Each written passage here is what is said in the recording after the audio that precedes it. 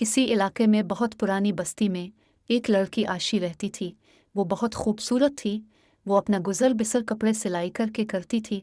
वो परियों की कहानियाँ अपनी बीजान से बहुत मज़े से सुनती थी। एक दिन इसकी बीजान ने बोला कि पिस्तान में बहुत खूबसूरत परियां होती हैं। आशी ने कहा कि परियां सच में होती हैं? जी हाँ, बीजान ने कहा। वो अक्सर इस बारे में सोचने लगी।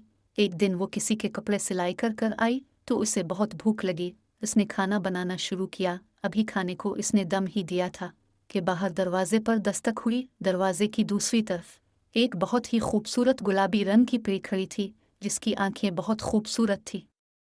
परी बोली, क्या तुम्हें कपड़े सिलाई करने आते हैं? आशी ने कहा, जी हाँ। परी ने इतना पूछा और एक हॉल के जरिए आशी को प्रस्थान में ले गई। प्रस्थान में ना दिन था ना रात। बहुत खूबसूरत मौसम, हर तरफ फूल खिले थे।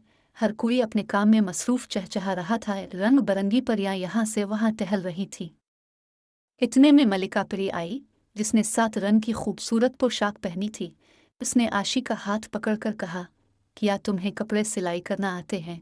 उसने बोला, जी हाँ। मलिका परी ने कहा कि अब तुम कुछ दिन यहीं रहोगी। हमें तुम्हारे कपड़े बहुत पसंद हैं। मेरी बेटी लैला की शादी है और तुम्हें इसके लिए बहुत से कपड़े सिलाई करने हैं।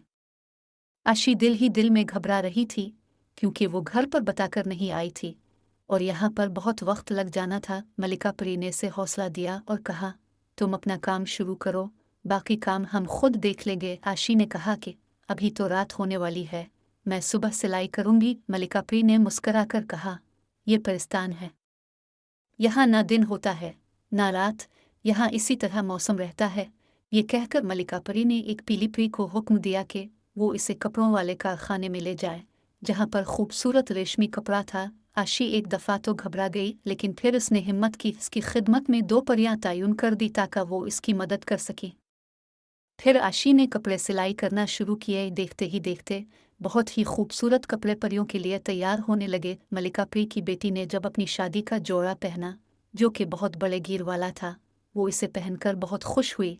फिर एक परी आई और उसने बोला कि खाने का वक्त हो गया है। आशी खाने के कमरे में दाखिल हुई। वहाँ पर अजीब किस्म के फल मौजूद थे।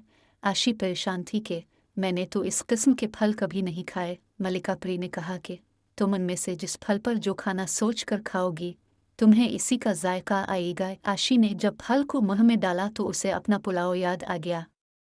वो जायका जो इस फल से आया था, ऐसा पुलाव उसने कभी ना खाया था। यहाँ पर उसे 8 दिन गुजर गए। आशी परेशान थी कि वो घर कैसे जाए। फिर वही गुलाबी परी आशी के पास आई और बोली, क्या तुम्हें घर जाना है?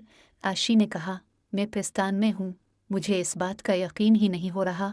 मैं बहुत खुश हूँ, लेकिन मुझे भी जान के पास घर जाना होगा। परी ने कहा, चलो ठीक है। मलिका परी ने उन्हें पैगाम भिजवाया कि आशी को मलिका परी ने बुलाया है। आशी मलिका परी के कमरे में गई। वो बहुत ही खूबसूरत कमरा था। मलिका परी ने आशी को बहुत से इनाम दिए। इसके अलावा भी कुछ सामान तोहफे के तौर पर आशी के साथ गया।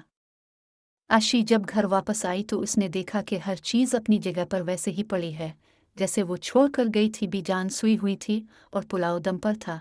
ये देखकर आशी हैरान हुई। वो ये सोचकर बहुत खुश थी कि उसने सच में पिस्तान देखा है और इस बात पर अब उसे यकीन आ गया था कि पिस्तान सच में है।